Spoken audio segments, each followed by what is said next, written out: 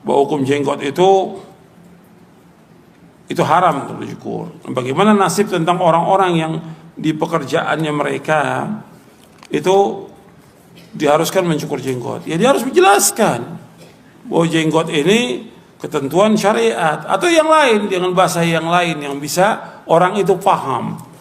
Mungkin dengan tidak memakai dalil atau agama, kita jelaskan bahwa ini umpamanya karena orang awam nggak ngerti.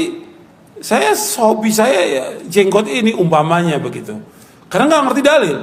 Mungkin kalau sebutkan dalil mereka nggak terima. Seperti orang yang rambutnya panjang di pekerjaan kan dimasalahkan.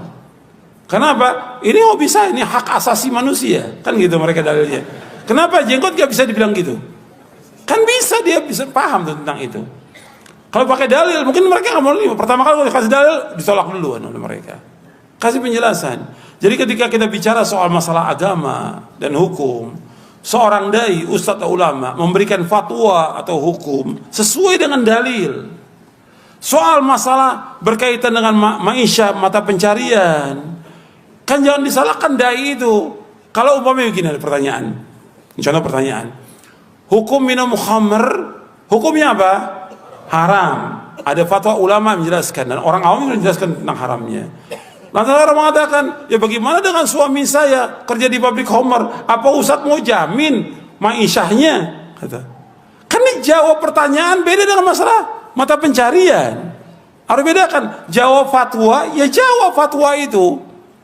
Apakah dengan jawab fatwa si Ustadz harus menjamin juga kalau dia keluar dari pekerjaannya kasih makan?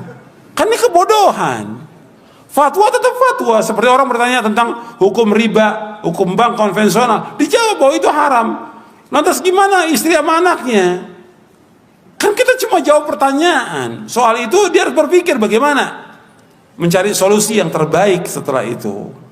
Fatwa ulama memberikan fatwa. Sama juga ketika Nabi ditanya oleh para sahabat, menjawab sesuai dengan fatwa, dijawab, dijelaskan bahwa ini haram. Kalau dibilang ini maisha saya, ya harus dicari yang lain.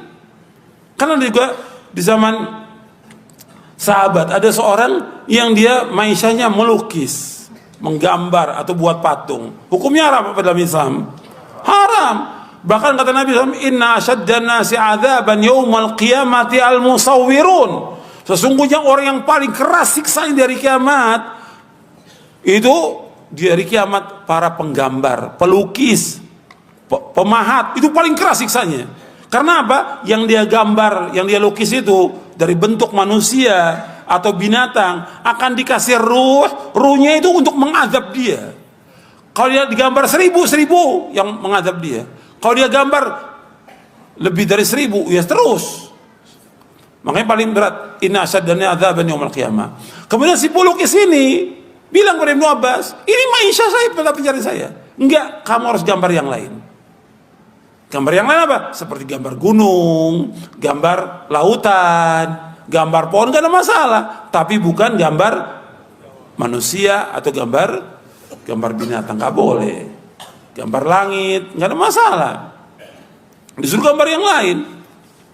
Jadi ketika itu maishahnya, ya harus dirubah. Jangan ustadz memberikan fatwa, ustadz disuruh cari mata pencarian buat suaminya. Jadi banyak orang yang melanggar. Jadi ketika disebutkan tentang hukum jenggot haram untuk dicukur, lantas bagaimana pekerjaannya? Kan kita cuma menjawab pertanyaan, menjelaskan kewajiban dia mau ikut silahkan, gak ikut gak ada masalah. Kan dalam dakwah begitu. Makanya dakwah salaf ini enak, dakwah Islam itu enak, mudah. Orang mau ikut silahkan, gak ikut juga gak ada masalah. Kita gak ada pemaksaan sama sekali, gak ada.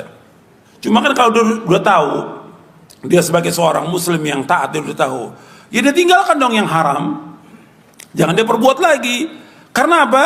Dia ingin mendapatkan apa? Pahala dari Allah. Dia ingin mendapatkan keberkahan dalam hidupnya. Dia juga ingin mendapatkan sorga dengan dia takut Rasulullah. Kalau dia terus melanggar maksiat, apa dia nggak takut kepada Allah? Allah turunkan azab kepada dia. Atau diberikan azab kepada rumah tangganya, atau dia diancam dengan masuk neraka dengan sebab itu. Rugi dia, dunianya rugi, akhiratnya rugi. Makanya ketika diberikan penjelasan tentang wajibnya taat kepada Allah, sifatnya mutlak, taat kepada Allah Rasul mutlak.